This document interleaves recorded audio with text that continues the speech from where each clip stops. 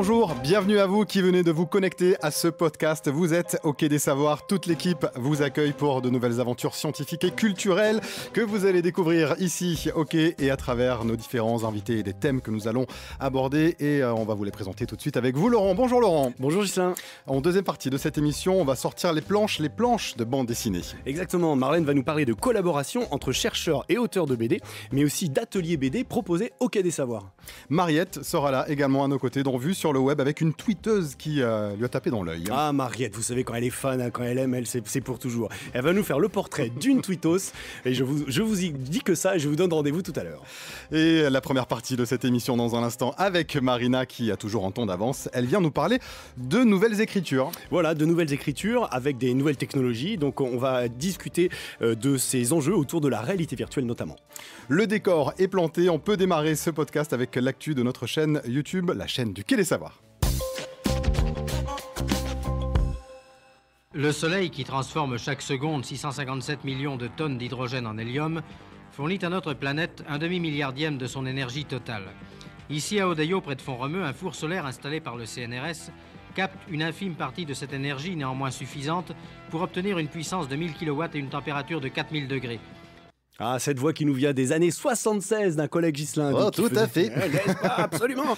C'était donc un reportage sur l'énergie solaire et je vous renvoie sur cette nouvelle vidéo qu'on vient de publier sur la chaîne YouTube du Quai des Savoirs. Et si le soleil devenait notre principale source d'énergie? C'est l'enregistrement d'une conférence que nous avons accueillie en avril dernier. Et nous avions invité Inès Massiot qui est chercheuse au LAS, qui nous a fait le plaisir de nous donner cette conférence sur le soleil et vous saurez tout sur l'énergie solaire. Connectez-vous et surtout abonnez-vous à notre chaîne YouTube.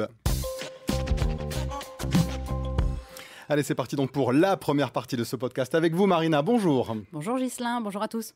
Marina, nous allons nous intéresser aujourd'hui donc aux nouvelles écritures, celles qui nous racontent des histoires, mais surtout des nouvelles façons de les raconter. Elles s'invitent désormais sur les tapis et les marches des plus grands festivals de cinéma dans des sections dédiées. On pense par exemple à la programmation Cannes XR, dédiée à l'innovation et à la réalité virtuelle pendant le célèbre Festival de Cannes. La VR au Festival de Cannes, perso, je découvre, Marina. Alors rassurez-vous, vous n'êtes pas le seul, Ghislain, car il s'agit d'un secteur encore assez méconnu du grand public.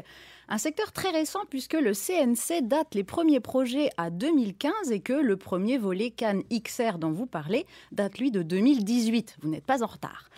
Et pourtant, c'est toute une industrie qui est en train de se mettre en place et dans laquelle la production française figure parmi les 3 leaders mondiaux, aux côtés des États-Unis et du Canada. Rien que ça. Rien que ça. Alors on parle de nouvelles écritures, d'expériences immersives ou encore d'expériences numériques qui s'appuient aussi bien sur des casques de VR pour faire plaisir à Laurent ou sur le détournement des réseaux sociaux pour faire plaisir à Mariette. Et pour en savoir un peu plus sur tout ce secteur créatif en plein essor, j'ai eu l'occasion d'échanger avec Valentine Châtelet qui fait partie de l'association des Storygraphes qui a développé le festival Tomorrow Stories qui est proposé au mois de septembre à Toulouse, ouvert à tous et dédié aux expériences narratives.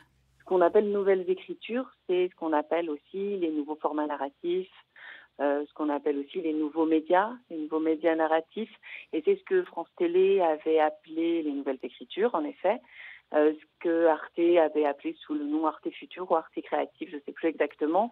Et ce qu'on appelle au CNC désormais ça va pas me revenir exactement, les écritures immersives ou les expériences immersives ou nouvelles expériences numériques peut-être. Donc vous voyez, en fait, mon approximation prouve qu'il y a beaucoup de noms différents pour en fait désigner ce qui est hybridation entre l'audiovisuel classique et les nouvelles technologies. Donc les nouvelles technologies, c'est le web, l'informatique et la réalité virtuelle, la réalité augmentée, les technologies mobiles et tout ce qui permet de l'interactivité également. Donc tout ça au service du récit d'une histoire. Oui, c'est ça, mis au service de la narration et du fait de raconter une histoire. Et alors, le festival Tomorrow Stories revient pour sa 2e édition en septembre 2019. Est-ce que vous pourriez nous en dire un petit peu plus sur le festival? Quels sont ses objectifs? À qui il s'adresse? Sur quel type d'œuvre vous appuyez ou vous programmez? Notre ambition au départ, c'était de donner à voir des nouveaux formats narratifs de qualité au plus grand nombre, de le rendre accessible au public parce que ces productions restent souvent assez confidentielles. Il y a des aides à la production, mais finalement très peu à la diffusion. La plupart du temps, sont sont des choses qu'on consomme un petit peu, qu'on regarde un petit peu tout seul chez soi, sur son canapé, devant son écran d'ordinateur ou devant son écran de tablette ou de téléphone. Et si c'est de la réalité virtuelle, il faut avoir l'équipement. Donc, ce sont des choses qui ne sont pas données. Donc, l'idée, c'était de le rendre visible au plus grand nombre, à des prix vraiment accessibles. Et la deuxième idée, c'était de fédérer les professionnels et de faire en sorte qu'on travaille beaucoup moins en silo, parce que les nouveaux formats narratifs imposent de faire travailler ensemble des gens qui font de la prise de son, dans la fiction, dans le documentaire, dans l'animation, à travailler avec également des gens qui sont issus du graphisme, de l'informatique, de la programmation. Et en fait, ce sont des filières qui n'ont pas encore vraiment l'habitude de travailler ensemble et qui ont des habitudes de travail différentes. Donc l'idée, c'était de faire se rencontrer tous ces gens-là. De ce qui ressort un petit peu dans chaque type, que ce soit de la BD, du webdoc, du film en VR, etc., il y a toujours ce côté techno. Et technologie, est-ce qu'il est forcément nécessaire d'utiliser des technologies maintenant pour raconter des histoires ? Non, on peut toujours faire du théâtre ou du conte. Donc on n'est pas obligé de faire des technologies. Mais une autre chose, je pense, qui est importante aussi dans la démarche des storygraphes, c'est que dès le début, nous, on s'est questionné sur... En fait, depuis le début de l'humanité, il y a le fait de raconter des histoires. On racontait des histoires au coin du feu, et puis on s'est fait raconter des histoires en allant au théâtre, ou même en allant, si on veut, à l'église, et puis l'ancêtre du théâtre sur le parvis, etc. On s'est fait raconter des histoires avec la télévision, et puis maintenant avec tout ce qui est nouvelle technologie. En fait, c'est simplement qu'une évolution des pratiques et la technologie ne vient qu'au service de l'histoire qu'on veut raconter. C'est pas une fin en soi. Oui, bien sûr. Non, c'est pas une fin en soi. Et voilà, comme vous le dites, notre idée, c'est vraiment de mettre au service de la narration les technologies et puis aussi de les expérimenter, de les bidouiller, d'essayer de les combiner ensemble. Oui, pour éventuellement voir si on arrive à en sortir. Éventuellement même de les critiquer, ce que vous disiez tout à l'heure par rapport au programme du festival. Ah oui, on cherche à porter un regard critique sur les nouvelles technologies et pour ce faire, nous, ce qu'on veut faire, c'est recréer du collectif autour de ces réalisations. Donc, on crée des séances collectives de visionnage d'œuvres nouveaux médias narratifs qui sont plutôt destinés initialement à un visionnage individuel. Donc, ça peut être le cas de productions destinées à des tablettes ou au web, qu'on va regarder tout seul chez soi. Nous, on les projette en salle. Et on les projette en salle en faisant en sorte que l'opérateur, donc la personne qui va manipuler la tablette ou qui va manipuler l'ordinateur, soit ou bien un membre de l'équipe de réalisation, donc l'auteur ou membre de l'équipe de production, ou bien on déploie une application de vote qui fait que le public peut voter, qui fait que les spectateurs vivent en même temps le film qu'ils regardent. Et quand on enlève le casque, en fait, personne reste indifférent à la réalité virtuelle. Merci beaucoup Valentine, et puis peut-être à très bientôt autour d'une projection interactive. Mais bien sûr, avec plaisir. Et si vous voulez en savoir plus sur les storygraphes et les œuvres présentées, rendez-vous sur le blog de recherche des storygraphes, storygraphe.hypothèse.org. Peut-être que certaines œuvres de votre deuxième invité seront proposées pendant le festival, Marina. Alors a priori, ce ne sera pas pour cette année, Ghislain, car les œuvres qu'elle crée sont encore plus hybrides. Et j'ai le plaisir d'accueillir Landia Egal. Bonjour Landia. Bonjour. Alors Landia, vous êtes auteure, réalisatrice, productrice et fondatrice de Tiny Planet et vous travaillez depuis le début de l'année au sein de Novel Lab Toulouse. Alors avant de nous emmener au cœur de vos projets, est-ce que je peux vous interroger un petit peu sur la définition que vous avez des nouvelles écritures, en tout cas dans le secteur dans lequel vous écrivez ? Oui, alors c'est pas forcément... Il y a beaucoup de termes qu'on emploie pour parler des expériences qu'on est en train de créer en ce moment. Nouvelles écritures, c'est l'une d'entre elles. Il y a le terme écriture, en fait, dans Nouvelles écritures, qui implique qu'on travaille sur des projets avec une proposition narrative assez forte. C'est pas forcément le cas de tous les projets qu'on fait, parce qu'on se positionne aussi sur des projets qui peuvent être immersifs sans être forcément narratifs.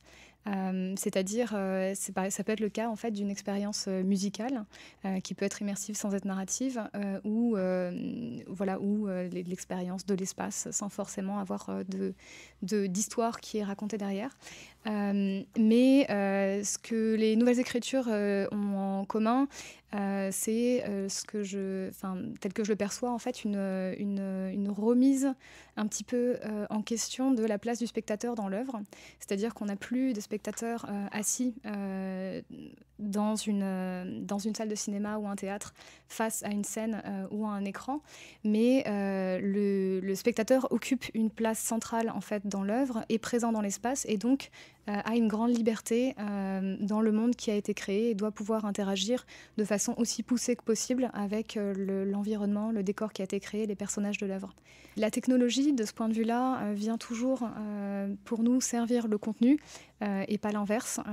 C'est le cas, par exemple, sur un exemple très concret d'une expérience qu'on est en train de réaliser qui s'appelle Welcome to the Savoy, où l'objectif est de recréer l'expérience d'une nuit au sein du Savoy Ballroom, qui était une des premières salles de bal non ségrégées des États-Unis, qui a ouvert en 1926 à Harlem, et qui était un haut lieu du jazz américain. Tous les plus grands musiciens du jazz, Ella Fitzgerald, Chick Webb, Benny Goodman, Armstrong, ont joué au Savoy, et sur son dance floor, qui était immense, un bloc de Manhattan, sont nées plusieurs danses, dont le Lindy Hop. Et donc là, en fait, c'est une expérience, on sait la proposition, ce qu'on cherche à faire ressentir à l'utilisateur, cette magie de la musique, de la danse et de l'audience, mais c'est une expérience pour laquelle on a eu du mal à trouver la forme technologique définitive, parce que la réalité virtuelle n'aurait pas permis aux utilisateurs de danser, de boire un verre avec Armstrong, d'apprendre des derniers pas de danse avec une hôtesse, et donc on utilise la technologie de façon assez différente, pour compléter en fait une approche qui relève plus du théâtre immersif. C'est-à-dire qu'on a des décors réels, on a des acteurs qui sont présents physiquement avec les utilisateurs dans l'espace, mais qui portent en fait un costume de motion capture et un casque de performance capture, ce qui permet de traquer leurs mouvements, leurs expressions faciales en temps réel et de les appliquer à des modèles animés de Ella Fitzgerald, d'employés du Savoy, etc. Donc en fait, la réalité virtuelle dans cette expérience sert à donner cette sensation de cette salle de bal, 5000 personnes, la foule et ces légendes vivantes du jazz qui du coup sont rejouées. Voilà. Et donc elle vient augmenter un monde réel, mais elle ne serait pas suffisante à elle toute seule. Donc c'est une hybridation en fait de l'histoire et de tous les outils qui peuvent être dans la panoplie de l'existant et peut-être ceux qui vont arriver très prochainement. Donc on parlait du prospectif. Il y a peut-être encore beaucoup de choses à imaginer puisque ça s'invente au fur et à mesure.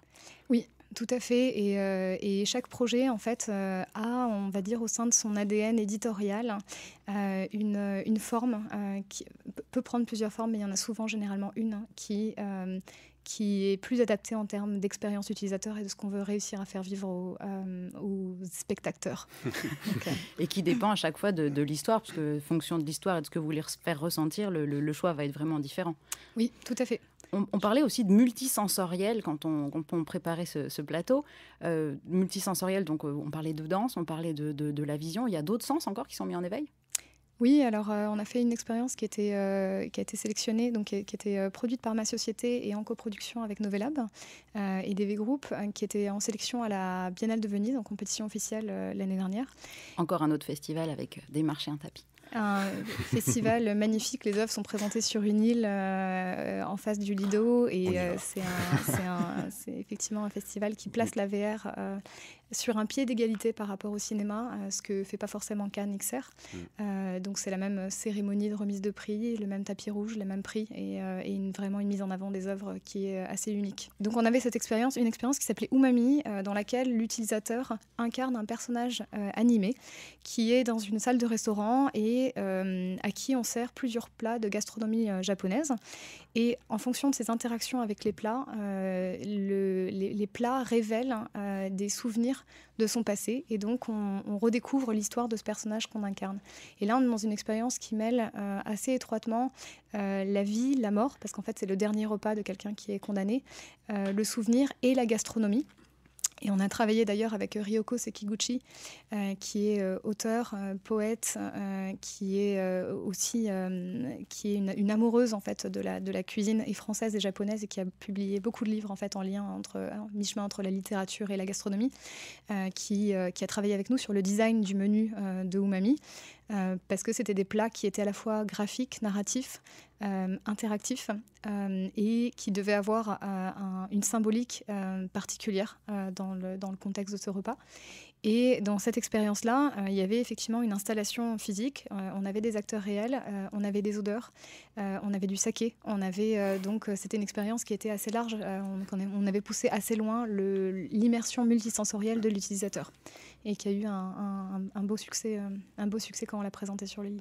Alors moi, j'ai eu la chance de le tester en version beaucoup moins multisensorielle et c'était déjà complètement bluffant en termes d'immersion on est vraiment dans l'histoire, on est vraiment emmené dans les souvenirs. C'est bluffant, même si on n'avait pas le saké.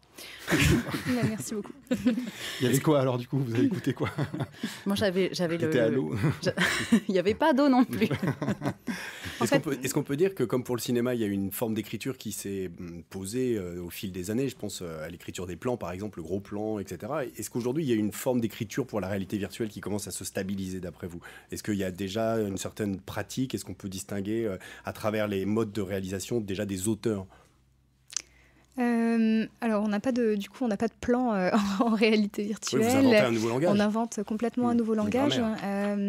Donc, quand Marina mentionnait l'implication du CNC dans l'aide à ce type d'écriture, en disant que ça a commencé à peu près en 2015, c'est l'année aussi où on a réalisé, aussi avec Novelab et Ex Nihilo, la société pour laquelle je travaillais à cette époque-là, un projet qui s'appelait Notes on Blindness, Notes sur la cécité, dans laquelle on incarne un utilisateur qui perd la vision à l'âge de 40 ans et qui redécouvre un monde au-delà de la vision. Donc ça, c'était pour beaucoup de gens encore aujourd'hui, apparemment, une des premières œuvres qui crée en fait ce début de langage on a un nouveau média et comment est-ce qu'on raconte des histoires sur ce nouveau média-là.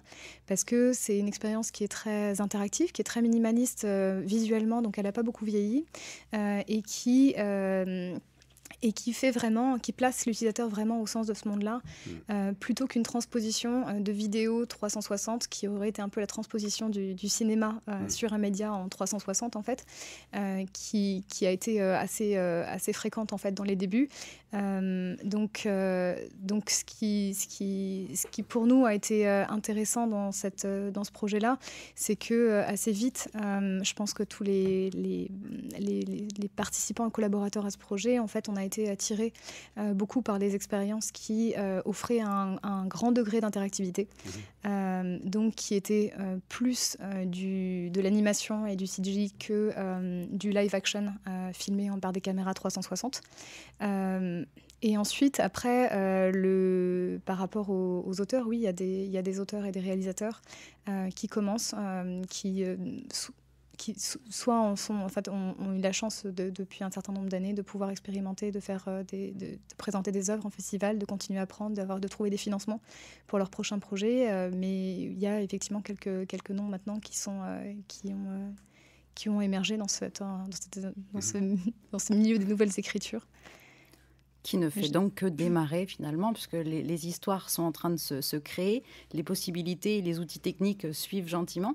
Alors on parlait aussi en préparant sur la première interview avec Valentine de ce côté sortir des silos qui sont habituellement proposés par le monde du cinéma, le monde du cinéma d'animation, le son, etc. C'est vrai que finalement c'est toute une économie, toute une industrie qui est en train de se réinventer dans tous les domaines, que ce soit la question des droits qu'on évoquait, pareil sur un autre échange. On est vraiment dans quelque chose qui débute sa vie, mais qui a déjà un ancrage fort. Alors, tout est inventé comme promesse éditoriale, ce qu'apporte cette technologie immersive, etc. Tout le monde semble assez convaincu parce que ça peut apporter par rapport aux médias traditionnels. En revanche, on est vraiment pionnier dans un marché qui est pour l'instant relativement petit, inexistant, naissant. Ce qui pose plusieurs difficultés. La première, c'est que, par exemple, la réalité virtuelle n'étant pas du tout un média de masse et ubiquitaire pour l'instant, il faut trouver des façons de pouvoir financer des œuvres en l'absence d'un marché prêt à payer pour ce type de contenu. Comment on distribue? Comment on a accès en tant que public à ces œuvres? C'est pas évident. Exactement. Donc, alors, il y a les plateformes qui peuvent financer du contenu avec pour objectif d'avoir aussi un catalogue et quelque chose à proposer à leurs acheteurs. Il y a différents distributeurs qui commencent à apparaître, mais dans les grandes stratégies qu'on voit beaucoup chez les créateurs en ce moment, de monétisation notamment, il y a donc le location base, qui est la création d'expériences liées à un lieu dans lequel il peut y avoir un système de ticketing. Ça peut être soit un show, soit des escape games en réalité virtuelle, en fait, d'avoir vraiment un lieu physique. Soit dans les jeux et pour les plateformes, par exemple pour PlayStation VR, etc. Ces publishers en fait ont accès déjà aussi à tout des utilisateurs qui sont habitués à payer pour ce type de contenu. Mais effectivement, la question du business model de chacune des œuvres est clé et dépend, est faite quasiment sur mesure pour chaque œuvre en fait. Est-ce que des producteurs ou encore des distributeurs viennent du cinéma dit traditionnel ou pas du tout ? Oui, bien sûr. Il y en a qui peuvent continuer d'ailleurs à faire du cinéma traditionnel. Il y a aussi des réalisateurs du cinéma traditionnel qui s'intéressent aux possibilités de la réalité virtuelle et des pièces immersives. Donc il y avait l'expérience assez connue de Iñárritu, Carne y Arena, qui était à Cannes d'ailleurs. Il y a là en ce moment au Tribeca Film Festival à New York en avril. Il y avait 3 projets de Yann Kounen qui étaient en sélection officielle au festival, qui ont été montrés aussi dans le cadre de Cannes Exar. Donc il y a effectivement des personnalités qui viennent du cinéma et l'audiovisuel traditionnel qui explorent en fait ça peut peut-être permettre justement de faire sortir le cinéma, les nouvelles formes d'écriture VR avec des grands réalisateurs et du coup attirer l'attention sur ces nouveaux produits. Oui, tout à fait. Et c'est une stratégie qui est de toute façon recherchée aussi par les producteurs sur toutes leurs œuvres. Par exemple, il y a l'expérience qui avait été faite qui a été réalisée par Novelab, donc produite par Atlas V et Protozoa, qui s'appelle Sphère, qui a remporté le Grand Prix à la Biennale de Venise en septembre. On est en immersion dans l'espace. Il y a 3 épisodes, c'est une trilogie, mais les voix off qui racontent en fait l'histoire sont pour la version anglaise.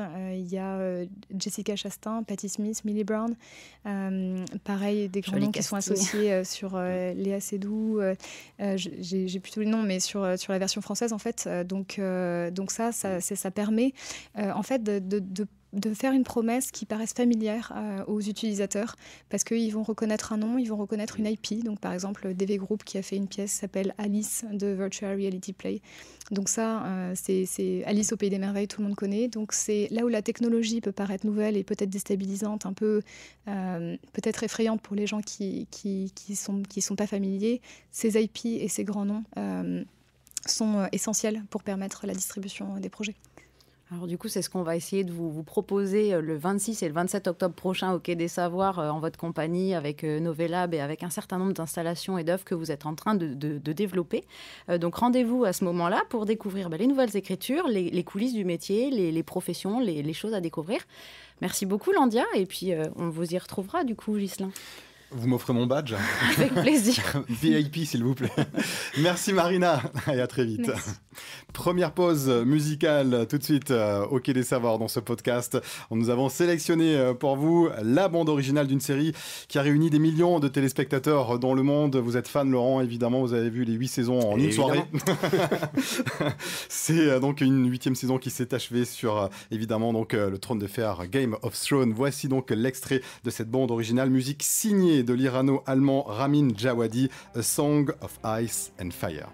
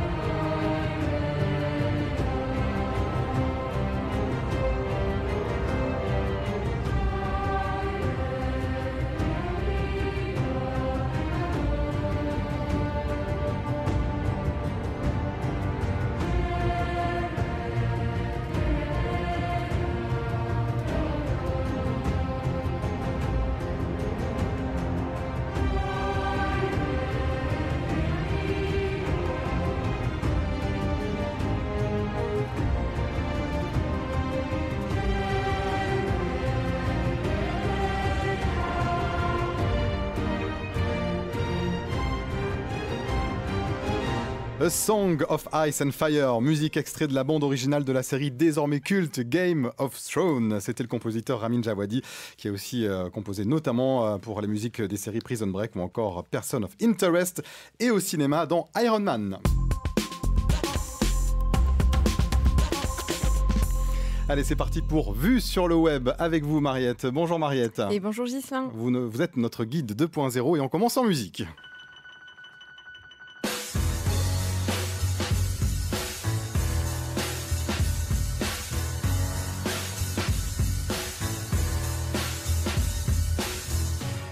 Une musique de Lana Del Rey, c'est elle, votre coup de cœur du jour? Alors c'est pas mon coup de cœur du jour, mais c'est celui de la personne dont je vais vous parler, de cette tweeteuse qui s'appelle donc Muséoleps, Ariane de son vrai prénom, qui est thésarde donc en histoire de l'art mésopotamien et future conservatrice du patrimoine donc à l'INP.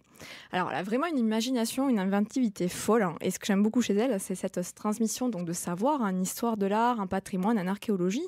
Elle est spécialiste de ces domaines et elle arrive toujours de manière complètement ludique, fun, décalée parfois, vraiment à nous transmettre donc des sujets qui parfois nous pourraient paraître un peu rébarbatifs. C'est la créatrice donc, du mythe emoji, résumer un mythe en emoji, alors une série de plein de petits emojis, et après elle explique évidemment de quel mythe les personnages, de quoi ça parle, donc elle les fait deviner à ses followers. C'est la créatrice du Game Thread, donc le Game Thread c'est le principe du livre dont vous êtes les héros, mais décliné donc en tweet, sur Twitter, et c'est un énorme travail, ça vraiment, donc c'est elle qui a vraiment conçu ces étapes-là de ce travail spécifique. C'est environ 40 heures de travail quand même pour faire un game thread complet. Donc elle va tout d'abord documenter, bien évidemment, chercher les sources, les images pour illustrer donc, ces tweets. Elle écrit le scénario donc, avec les tweets comprenant les liens qui vont renvoyer vers les autres liens. Elle en construit l'architecture de manière linéaire, donc un peu à l'ancienne avec des bouts de papier. Quoi. Enfin, c'est assez marrant à voir. Et surtout, elle publie manuellement dans ses tweets à 6 heures du matin. Ça prend quand même 2 à 3 heures pour publier la série de tweets pour que, au top départ, vous puissiez partir donc, du premier tweet et dérouler et vous balader dans un musée imaginaire ou dans une histoire sur la Mésopotamie, si c'est sur ce sujet-là notamment. Le musée que vous avez découvert d'ailleurs. Oui, alors un musée imaginaire, mais qui reprend des vrais musées. C'est une balade en fait dans divers musées, donc c'est génial. On arrive à se balader dans des musées français ou internationaux, donc à travers une sélection d'œuvres qu'elle a faites. Et il y a parfois des petits twists scénaristiques, dont je ne vais pas tout vous spoiler, mais par exemple, des fois vous pouvez atterrir sur un tweet où on va vous dire votre batterie est à plat. C'est fini pour vous, donc l'histoire s'arrête là. Donc c'est un principe que vous pouvez reprendre, bien sûr, la mentionnant, bien évidemment. Sinon, elle est désormais donc élève conservatrice du patrimoine, mais elle veut que ce principe du Game Thread puisse continuer dans les institutions culturelles. Donc, elle vous propose gracieusement son aide. Vous pouvez la solliciter. Elle va vous faire des sortes de masterclass pour vous apprendre à faire ça, éviter les écueils, les bases, les pièges ou les astuces pour ce type de formule. Donc, n'hésitez pas à la solliciter si vous voulez faire des Game Threads de votre institution. Ce n'est pas tout, il y a d'autres exemples qui prouvent sa débordante créativité. Tout à fait. Alors, par exemple, un thread sur le récollement décennal des musées. Donc, je vais vous donner quelques exemples. Alors, le récollement décennal des musées, c'est... alors, je vais vous l'expliquer, puisqu'elle l'explique évidemment. Donc, c'est l'obligation de vérifier pièce par pièce les collections d'un musée, donc l'inventaire d'un musée chaque 10 ans, décennal. Et elle a illustré avec Marie Kondo. Alors, Marie Kondo, si vous avez vu assez récemment, il y a quelques mois, elle a fait le buzz un petit peu sur les réseaux sociaux avec sa série documentaire donc, sur le rangement positif. Et elle a décliné le récollement mécénal avec Marie Kondo. Par exemple, elle prend des captures d'écran du coup de ces épisodes. Donc, par exemple, il y a 2 captures d'écran que j'ai choisies. On a peu d'énergie et peu de temps. Nos sujets de dispute sont l'argent et le nettoyage. C'est un couple qui témoigne. Et elle dit, on dirait tellement des conservateurs. Parce que c'est ça, les sujets de dispute des conservateurs, c'est le manque d'argent, le manque de temps, etc. Donc, c'est vraiment assez marrant. Elle arrive à l'appliquer. Donc, sur des choses des sujets très culture pop, quoi. Et un autre qui m'a beaucoup plu également, c'est les spécialités du patrimoine, mais qu'elle a illustré avec les Queer Eye. Donc les Queer Eye, c'est des experts en beauté, en look, en déco, en cuisine, qui vont venir un petit peu relooker votre quotidien. Et elle a appliqué ça dans les spécialités du patrimoine. Alors par exemple, si vous êtes la spécialité monument historique, c'est Bobby, pour ceux qui connaissent les Queer Eye, vous ne craignez pas le vide et les échafaudages, et les cascades de chantier vous vont comme un gant, ou bien vos voisins vous détestent parce que vous les empêchez de peindre vos volets en jaune fluo, par exemple. Mais n'empêche, c'est vous qui attirez le plus de visiteurs chaque année. Donc ça doit être le personnage un peu phare de cette série. Les archives, c'est Jonathan donc, qui conserve tout. Parce que les archives, ça conserve tout, tous les papiers donc, qu'on a au quotidien. Mais également, quand même, la communication, c'est votre point fort. Parce que mine de rien, les archives, on les croit poussiéreuses, mais c'est souvent elles qui sont le plus en avancé sur le numérique. Donc voilà, toujours du fond, mais avec une forme très décalée, très pop culture, un humour plutôt ravageur, mais très fin. Elle est toujours positive, très bienveillante et de bonne humeur. Et j'adore la suivre parce qu'elle arrive vraiment toujours à me surprendre par cette créativité et j'attends impatiemment donc sa prochaine invention 2.0 sur Twitter. Merci pour cette découverte. Je m'abonne tout de suite. Muséoleps, c'est donc son compte. Merci Mariette et à très vite.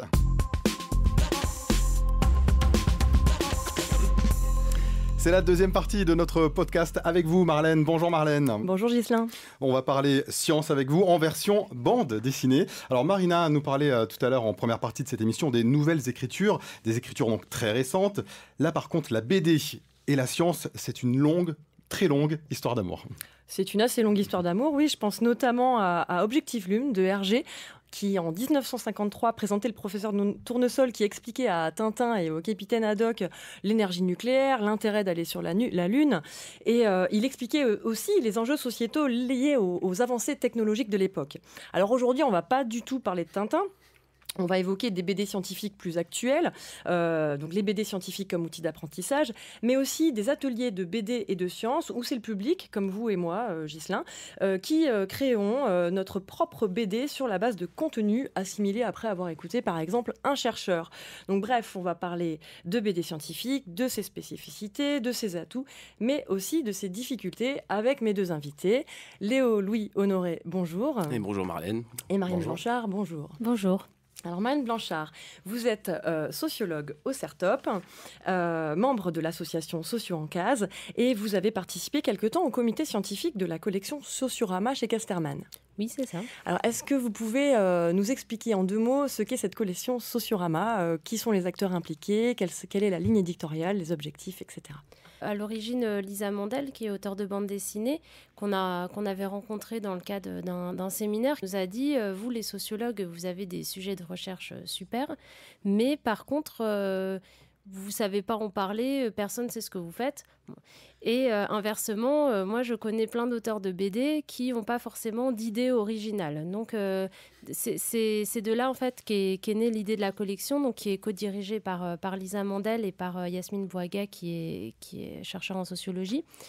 Et avec l'idée donc d'adapter des recherches en sociologie, mais pas seulement de raconter la recherche, mais d'en faire une histoire en fait. Et donc, on a cherché sur chaque numéro, sur chaque album publié, à associer un binôme avec un auteur ou une auteure de bande dessinée et un chercheur ou une chercheuse en sociologie.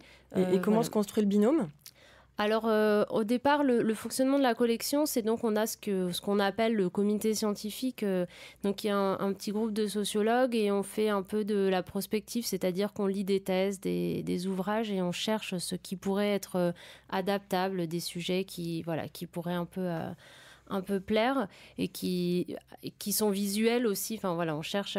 Et après, à partir de là, on fait des petites fiches. Et puis, Lisa a un pool d'auteurs auxquels elle pense, à qui elle propose les sujets. Et ensuite, on met en relation chercheurs, auteurs, avec l'idée qu'il faut aussi que ça colle humainement, puisque c'est un travail qui peut être long. Parfois sur une année ou plus. Et donc, forcément, il faut qu'au niveau humain, ça passe aussi. D'accord. Et vous, Léo, donc vous êtes auteur de BD, illustrateur. Vous avez monté un projet il n'y a pas très longtemps avec une chercheuse toulousaine. Oui. Comment ça s'est passé ? Est-ce que vous pouvez nous en parler un petit peu plus ? Alors oui, là j'ai justement illustré en fait une bande dessinée qu'on a écrit à 2 avec Agatha Oliver-Bazin, qui est du coup une chercheuse en éthologie. Donc l'éthologie, c'est la science d'observer les animaux, le comportement des animaux dans leur environnement. Et elle avait travaillé sur les perruches calopsites et elle travaillait sur l'empathie et l'émotion chez les oiseaux. Donc moi, ça m'intéressait beaucoup parce que j'étais plutôt fan d'oiseaux. Donc, et notre rencontre a été bien faite parce qu'en fait, à la base, c'est l'association Stimuli, qui est une association qui propose beaucoup de choses sur la vulgarisation scientifique, autant autour d'ateliers ou de rencontres ou de création de bandes dessinées, que ce soit sur le web ou sur papier. Et là, récemment, donc, il y avait la deuxième édition du colloque TSDS, Telling Science, Drawing Science, qui a eu lieu à Angoulême. Et pour cette deuxième édition, ils avaient refait comme la première. Ils proposaient en fait de former des binômes d'auteurs de bandes dessinées et de chercheurs pour que les auteurs de bande dessinée donc fassent en bande dessinée, racontent les recherches d'un chercheur. Donc moi, on nous avait proposé en fait une liste de chercheurs à nous auteurs, et moi il y avait du coup son travail qui m'intéressait beaucoup. Coup de bol, elle était hyper sympa et elle habitait à Toulouse, donc ça s'est plutôt très bien passé. Donc le facteur humain, vous confirmez ce que disait Marianne à l'instant, oui, beaucoup, ça a joué. Quand on s'est rendu compte qu'on était tous les deux fans de la Hulotte et de ce genre de choses, ça nous a vite rapprochés. Et est-ce que vous pouvez nous raconter un peu la collaboration ? On a commencé assez tôt à faire un découpage et à rédiger un peu ce qu'allait être le contenu de la bande dessinée à deux. On voulait faire quelque chose d'assez ludique et humoristique parce que c'était un peu tous les deux quelque chose qu'on avait envie de faire quelque chose qui soit qui soit assez pédagogique et plutôt avec de l'humour, parce que pour nous c'était un bon vecteur d'information, de servir de l'humour et de la légèreté. Moi je sais que j'ai beaucoup appris quand j'étais enfant par des bandes dessinées ou des choses comme ça, presque plus qu'à l'école, parce que je sais pas pourquoi, je trouve que quand on raconte quand on raconte des choses scientifiques de manière plutôt ludique ou avec de l'humour, des fois ça marque étonnamment plus. Mais bon, c'est personnel. Mais donc nous, on avait vraiment envie de partir là-dessus, même en s'inspirant de la Hulotte qui met toujours en scène des petits personnages, tout ça. Souvent, ça aide beaucoup à emmagasiner les informations. Donc voilà, on a écrit un peu sous cette forme-là. Et puis après, donc on est allé à Angoulême, et sur la route, on s'est pris une buse sur l'autoroute, ce qui nous a tous les deux bien déprimés. On s'est dit que c'était vraiment pas de chance. Et voilà, et on a fini. Après, moi, je lui ai envoyé ce que j'avais fait. J'ai essayé d'adapter son texte au maximum pour que ça rentre dans une bande dessinée. Il y en a encore beaucoup, mais voilà. Est-ce que le petit clin d'œil à la buse dans la BD que j'ai devant moi, du coup, fait référence à cette buse que vous avez écrasée ? Oui, on est vraiment désolé pour cette pauvre buse qui s'est frappée contre notre pare-brise. Marianne, concernant Sociorama, j'imagine que le déroulé, la collaboration, ça se travaille un peu différemment. Il y a la place du comité scientifique également. Comment ça se passe ? Voilà, donc au départ, ça fonctionne un peu pareil, sauf qu'effectivement, il y a ce comité scientifique qui peut arriver derrière. Alors au début, on ne l'a pas forcément très bien maîtrisé, c'est-à-dire que sur les premières collaborations, les auteurs pensaient que ça allait, et puis tout à coup, il y avait tout le comité scientifique qui débarquait en disant « Ah bah non, mais là, il faut corriger, ça, c'est pas vraisemblable, ça ressemble pas exactement au résultat de la recherche. » Donc voilà, c'est vrai que c'est une forme, on a un peu inventé sur le tas une manière de faire en s'inspirant à la fois du fonctionnement d'une revue scientifique, c'est-à-dire avec l'idée que il y a plusieurs regards des pairs PAIRS sur le travail. Et en même temps, et avec des auteurs de BD qui n'étaient pas du tout habitués à cette culture-là, et à avoir 3, 4, 5, 6 personnes qui relisent et qui disent ah bah non, ça faudrait changer, cette tenue-là, c'est pas cohérente compte tenu du profil social de la personne, est-ce que tu peux lui mettre un pantalon plutôt qu'un short, enfin bon. Voilà, donc c'est vrai que et au début, c'était peut-être un peu maladroit. Maintenant, il me semble qu'on prévient un peu plus les auteurs, et on fait aussi un peu plus attention sur... Enfin, moi, j'y suis plus là sur... j'ai pas participé au dernier numéro, mais en tout cas, ceux qui sont le comité scientifique actuel, maintenant, c'est un peu plus rodé. Mais c'est vrai qu'il a fallu inventer une manière de faire à la croisée des deux mondes. Et le public ciblé par ce type de dispositif ? Alors, le public ciblé, il est assez large. Au départ, on n'avait pas forcément... Enfin, on voulait justement que ça sorte du monde académique. Moi, j'ai pas spécialement d'idées. Enfin, voilà, on sait que c'est utilisé dans les lycées avec les étudiants. On sait que nos collègues sociologues les lisent beaucoup. Ça leur permet de connaître les recherches de leurs collègues à la plage. Mais après, en termes de grand public, je sais pas. Après, c'est une collection qui, en tout cas, fonctionne, qui perdure, donc qui marche quand même.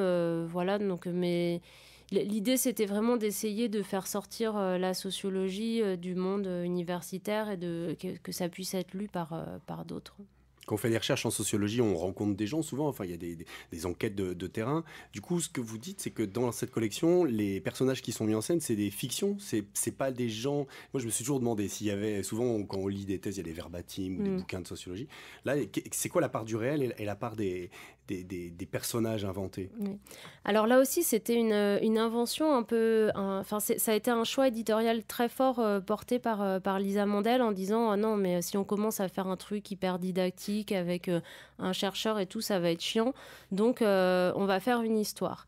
Et donc, tout l'enjeu a été de créer des personnages qui sont un peu ce qu'en socio on appelle des idéotypes, c'est-à-dire mais qui ne soient pas non plus des stéréotypes. C'est-à-dire qu'on a essayé ça fusionne parfois plusieurs enquêtés.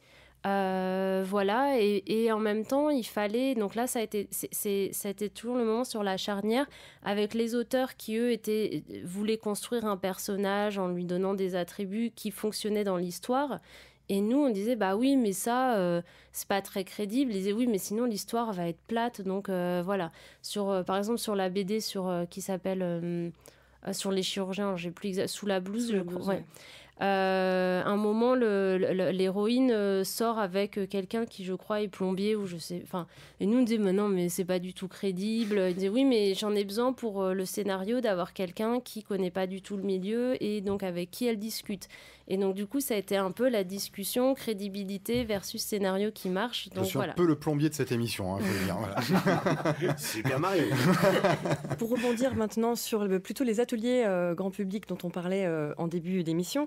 Léo, via l'association Stimuli, vous avez co-animé même avec des chercheurs, il me semble, des ateliers au Quai des Savoirs en 2017, dans le cadre du Festival de la BD de Colomiers d'ailleurs. Oui. Est-ce que vous pouvez nous en parler un peu, comment vous travaillez avec plutôt le public adolescent d'ailleurs, voilà, quels étaient les objectifs, la finalité des ateliers, les contenus? Ouais, alors c'était des ateliers qui étaient assez intéressants parce qu'en fait, donc on travaillait vraiment main dans la main avec un chercheur qui venait parler de son travail. Et donc on était moi j'étais avec un autre auteur aussi de bande dessinée toulousain qui s'appelle Robin Cousin, qui sort des livres assez scientifiques d'ailleurs. Et ces scientifiques, on les avait rencontrés un peu en amont et on connaissait leur travail. Et donc nous on avait préparé des strips à compléter en fait, donc c'était des strips, c'est des petites bandes dessinées de 4 cases plutôt gaguesques normalement, et donc on avait prédessiné une première case donc, qui avait quand même un lien avec les chercheurs qui allaient être là. Donc le chercheur il faisait une présentation pendant environ 30-45 minutes de son travail, donc il y avait des climatologues, des océanographes. Donc c'était et tout le monde écoutait. Il y en avait qui faisaient des expériences aussi devant les enfants. Et après ça, donc on proposait aux enfants donc d'essayer. On leur disait de toute façon à l'avance qu'ils allaient devoir essayer de retranscrire un peu, de récupérer une idée ou deux qui était dans la présentation du chercheur pour la retransformer un peu en bande dessinée. Alors dans l'idée, s'ils arrivaient à faire un gag, c'était bien. Mais sinon, si déjà ils arrivaient à isoler une des informations et la retranscrire en bande dessinée, nous, ça nous semblait chouette. Donc c'était un peu à eux de faire le travail d'adaptation en fait en bande dessinée de ce qu'ils venaient d'apprendre. Donc nous, on restait là après avec le chercheur pour les aiguiller un peu et pour vérifier qu'ils avaient quand même bien emmagasiné les informations. Mais du coup, voilà, c'était quelque chose d'assez ludique comme façon de faire et qui, eux, du coup, leur faisait faire en fait ce travail d'adaptation en bande dessinée. Et c'est quoi l'objectif de ce type d'atelier? Est-ce que c'est de leur apprendre à écrire un scénario, les codes de la BD, ou est-ce que c'est plutôt de vérifier qu'ils ont assimilé du contenu après avoir écouté un chercheur? Non, alors je pense que c'était beaucoup quand même pour les initiés à la bande dessinée, il y avait ça, mais après ce qu'on trouvait hyper intéressant, c'était aussi déjà qu'ils repartent quand même avec en ayant appris quelque chose, autant au niveau de la bande dessinée qu'au niveau de la science. C'était ce qui nous paraissait intéressant, qu'ils aient vraiment réussi à... qui rentrent chez eux, ils se sont dit ah tiens c'est cool, maintenant je sais faire des gags en BD, et ah tiens c'est cool, est-ce que tu savais que la poussée de l'eau, enfin bon, qui dit que ça pouvait être des choses comme ça. Je pense qu'il y avait un peu les deux du coup, parce que moi je présentais vraiment donc la bande dessinée, comment fonctionne une histoire avec un début, une fin. Donc on parlait vraiment question de narration, de plan de bande dessinée et de code, et le chercheur lui racontait vraiment son travail et ses recherches. Donc oui, c'était un peu pour leur apprendre deux choses en même temps, ouais. Et les codes de la BD, est-ce que tout le monde les a? Est-ce que la BD qui vient de cette culture populaire a toujours une image d'un médium assez simple, assez, démocratisé? Est-ce que c'est ce que vous observez, vous, dans les ateliers que vous avez pu animer, les séminaires ou dans le cadre de vos activités BD? Il y a un apprentissage et donc effectivement, c'est pas juste la science à travers la BD, il y a toujours aussi apprendre à lire une bande dessinée pour après en apprendre autre chose. Et il y a parfois ce présupposé un peu naïf de penser que si on met un enfant, un élève devant une bande dessinée, il apprendra plus facilement. Alors que tous les enfants ne sont pas familiarisés avec les codes de la bande dessinée. Et donc, c'est sur ça qu'on a beaucoup voulu insister. C'est-à-dire que c'est super de les utiliser en classe, les bandes dessinées, mais il faut aussi apprendre à les lire parce que tout le monde ne comprend pas que quand une petite lumière s'allume au-dessus d'un bonhomme, ça veut dire qu'il a une idée. Ce genre de choses. Pour conclure sur vos interventions, je dirais que la bande dessinée, si elle est bien accompagnée, peut être un très bon outil d'apprentissage d'un contenu scientifique, artistique ou encore communicationnel. Et donc je vous remercie et j'invite nos auditeurs, pour aller plus loin, à creuser du côté de Sociorama. Il y a deux nouvelles enquêtes qui vont être publiées au mois de juin. L'amour du maillot, une plongée dans le monde du football professionnel, et le tribunal des couples. Oui, et je vous donne également rendez-vous à Toulouse l'été 2019 avec Léo qui animera des ateliers dans le cadre de Partir en livre, le festival Partir en livre et le festival L'espace dans ma ville. Oui. Ce sera des ateliers avec les médiathèques, il me semble, de la ville, en collaboration avec la Cité de l'Espace. Je vous remercie. Merci Marlène, merci à tous les deux. Toutes les références, évidemment, à retrouver en ligne sur notre site quai-des-savoirs.fr.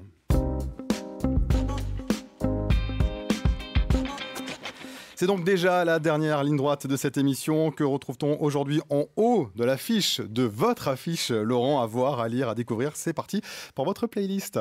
Alors j'ai 2 repérages à partager avec vous aujourd'hui. Le premier, c'est le projet d'une nouvelle revue à paraître à l'automne 2019. Une revue baptisée Dardar et qui a l'ambition d'accélérer les transitions, butiner le local et piquer les consciences, comme son sous-titre l'indique. Vous l'avez compris, Dardar, ça s'écrit D-A-R-D, D-A-R-D. Ça renvoie au dard des abeilles et ça évoque en même temps la nécessité d'aller vite, comme dans la célèbre expression « je venais Dardar vous avertir ». Dardar, c'est donc une revue qui propose de nous aider à penser et à prendre la main sur les transitions en cours, transition écologique fondamentalement, mais aussi transition énergétique, transition démocratique, toutes les transitions vers ce monde que nous voulons meilleur ou moins pire pour les générations à venir. Mobilité, climat, agriculture, éducation, santé, tous les sujets peuvent être abordés sous cet angle des transitions. Et l'idée de l'équipe éditoriale, c'est d'en valoriser les initiatives constructives, d'en analyser les bonnes pratiques, de regarder le verre plutôt plein que le verre à moitié vide afin de nous mobiliser pour continuer à remplir ce fameux verre. Je ne sais pas si vous me suivez. C'est ce qui me paraît intéressant dans ce nouveau projet éditorial des éditions de La Tribu, basé à Toulouse, connu pour ses publications d'ouvrages sur la culture, les arts, l'éducation et aussi pour la revue Nectar qui analyse les mutations culturelles et numériques. Je vous renvoie d'ailleurs au dernier numéro en kiosque, le numéro 8, qui propose un dossier passionnant sur le jeu vidéo comme nouvelle forme artistique. Mais revenons à Dardar. Si je vous en parle aujourd'hui, c'est que vous pouvez déjà contribuer à sa naissance à travers une campagne de financement participatif qui vient d'être lancé sur la plateforme Ulule. L'objectif est de collecter 6 000 € d'ici à fin juin pour accompagner le développement de ce beau projet. Sont annoncés par exemple au sommaire du numéro 1 des reportages sur des initiatives locales d'associations, de citoyens, d'ONG, de collectivités locales aussi, et aussi des entretiens avec l'humoriste Guillaume Meurice, la musicienne Émilie Loiseau ou encore l'astrophysicien Aurélien Barraud qui s'est fait connaître récemment sur les réseaux sociaux et dans les médias par ses prises de position affirmées pour l'écologie. Multidisciplinarité, culture, science, futur, bref, Dardar parle de tout ce qu'on aime ici au Quai des Savoirs. C'est pour cette raison que je ne pouvais pas garder cette info pour moi. Dardar, un projet donc à découvrir grâce à vous Laurent. Vous allez retrouver évidemment l'adresse et tous les liens sur notre page du podcast du Quai des Savoirs. Laurent, il vous reste quelques secondes pour le deuxième repérage de votre playlist. Vous allez nous proposer de rester dans le futur avec la revue Ouzbek Erika. Et oui, Ouzbek Erika, le célèbre magazine qui explore le futur. Mais plutôt que de parler du magazine, je voulais signaler leur plateforme de podcast accessible participe sur le site web de Ouzbek Erika et sur les stores Apple, Deezer et Spotify, car depuis plusieurs mois, la rédaction du magazine produit et accueille des podcasts que je vous recommande vivement. Il y a Salut le Turfu, qui explore la culture du futur, ou plutôt le futur dans la culture à travers une sélection de l'actualité culturelle. Il y a aussi Rencontre du troisième type, un podcast qui donne la parole à un ou une experte sur des sujets de prospective. Et enfin, le podcast 300 milliards d'étoiles, qui, comme son nom l'indique, est orienté astrophysique, univers, conquête spatiale, la Lune, etc., etc. Et puis la plateforme s'enrichit par des podcasts partenaires, animés par d'autres chroniqueurs que les journalistes de Ouzbek Erika. Vous avez Alien et les garçons, j'adore le titre, très branché science-fiction, ou encore Hashtag 2050, animé par Rebecca Armstrong, qui interroge chaque mois un auteur ou une acteur qui se projette dans le futur. Et puis vous avez encore Sismic, qui se donne le temps de la réflexion sur les mondes de demain. Toute une série de contenus audio à écouter en déplacement ou à la maison, qui constitue une petite mine à explorer pour tout amateur de futur. Une démarche qui vous inspire, on l'a bien compris Laurent, et pour développer une ferme à podcast au Quai des Savoirs, c'est bien ça? Oui, alors bon, ça on vous en dira plus à la rentrée en septembre prochain. Ça s'appelle un teaser. Merci beaucoup Laurent et merci à toutes et tous évidemment de nous avoir suivis. L'actu du Quai des Savoirs, c'est ici dans ce podcast que vous pouvez partager, commenter sans modération sur SoundCloud, sur notre chaîne YouTube et les références, je vous le rappelle, sur quaidesavoirs.fr. Merci Laurent Codoul à la technique et merci Arnaud Maisonneuve à la réalisation de cette émission. On se retrouve très vite, on reste connecté et d'ici là, restez curieux.